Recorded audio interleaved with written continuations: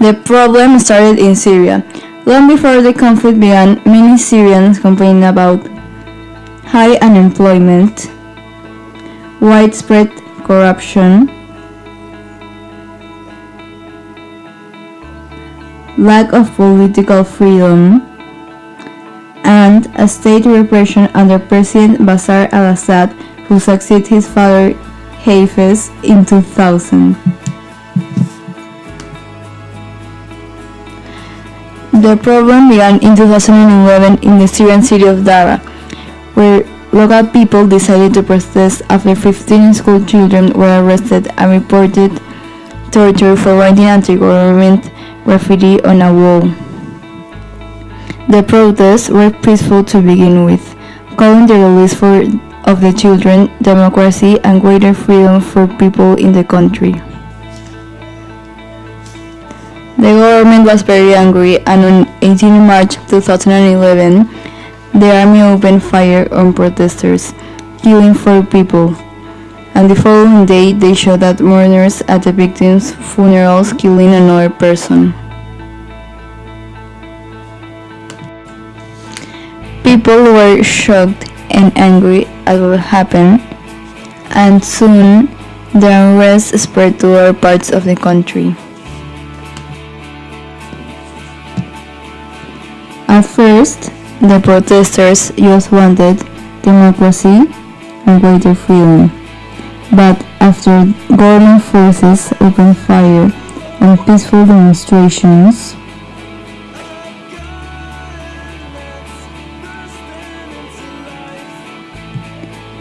people demanded that President Bashar al-Assad resign. However, he refused to do this, which made the protesters extremely angry.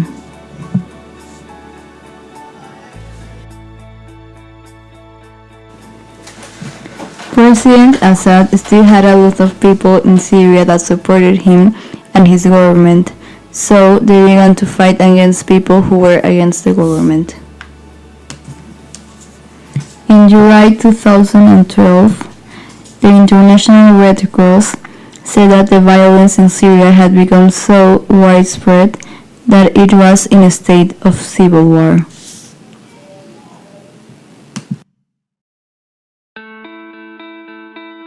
The Arab Spring is a series of anti-government protests, uprisings, and armed rebellions that spread across the Middle East in early 2011.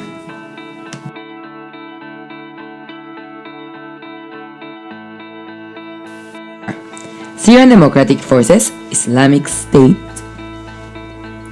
Free Syrian Army, and Al-Nusra Front.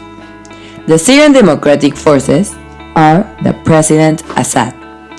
They are supported by Iran, Hezbollah, and Russia. The Islamic State is basically ISIS, which is a terrorist group. Al-Nusra Front are the Kurds, and the Free Syrian Army are the rebels, which are supported by Gulf states, Jordan, and Turkey.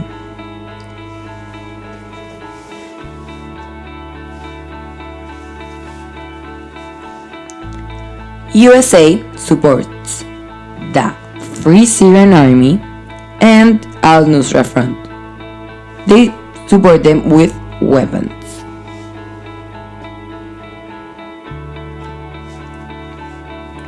But why are they fighting in this war? The Syrian Democratic Forces fight to create a secular, democratic, and federal Syria. The Islamic State, they don't believe in a government, so they want to destroy it. They want to destroy everything that opposes their religion.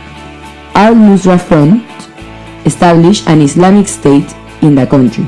And finally, the Free Syrian Army wants to work hand to hand with the people to get freedom and dignity.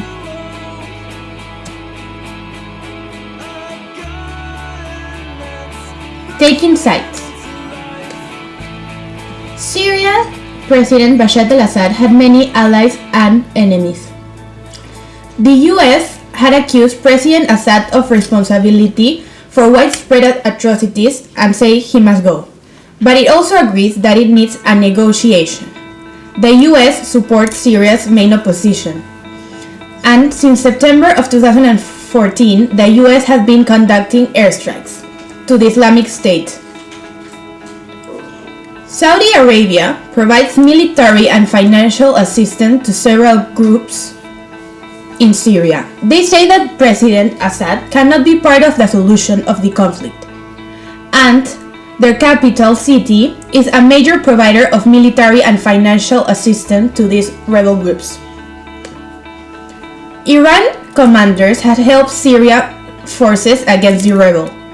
Regional Shia, a power of Iran, believe that it is spending millions of dollars a year to prop up President Assad, and is providing military advisors, weapons, and lines of credit and oil transfers.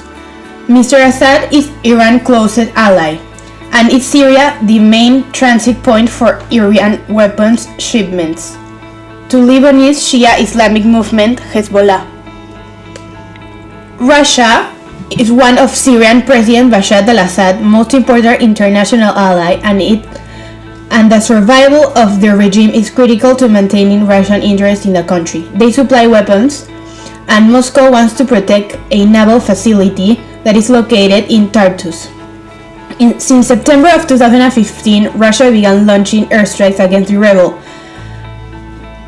Turkey has led call for Assad to step down since the start of Syrian uprising. The Turkish government has been criticizing Mr. Assad since the start of the Syrian war. Turkey is a key supporter for the Syrian opposition, hosting almost 2 million refugees. But its policy also allows rebel fighters, armed shipments, and refugees to pass through its territory, and had been exploited by foreign jihadists, a group that wants to join the Islamic State.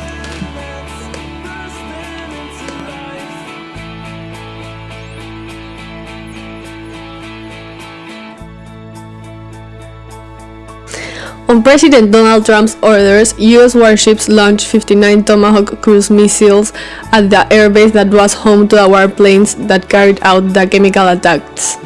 His strike is the first direct military action taken by the U.S. against the regime of Syrian President Bashar al-Assad in the country's 6-year civil war. Russia condemned the strike as an act of aggression, and Assad's office Friday called it disgraceful act that can only be described as a short sight. 6 people were killed in the airstrike. 250,000 people have been killed or wounded in the last 5 years. According to the UN, 5 million people, mostly women and children, have fled Syria. Neighboring Lebanon, Jordan, and Turkey have struggled to cope with one of the largest refugee migration in recent history. About 10% of Syrian refugees have sought safety in Europe. More than 12.8 million people in Syria require health assistance, and more than 7 million are food insecure because of rising prices and food shortages. Households spend up to a quarter of their income just on water, and some 1.75 million children are out of school. 11 million refugees have been displaced, and 4.1 million have registered as refugees with the UNHCR. So, why are they heading to Europe now? The war in Syria shows no signs of ending. Many refugees are not permitted to work and are sliding deeper into poverty. There is no international aid and no access to education. Why are Syrians leaving their homes? Because of violence, as many people have been killed. Collapsed infrastructure, as 95% people lack adequate health care, 70% to clean water, and half of the children are out of school. The economy is shattered, and 4/5 of the population lives in poverty. What are the refugees' greatest needs? They need food, clothing, health assistance, shelter, hygiene items, clean water, and sanitation facilities. Children need a safe environment and access to education. Adults need employment options in case of long-term displacement.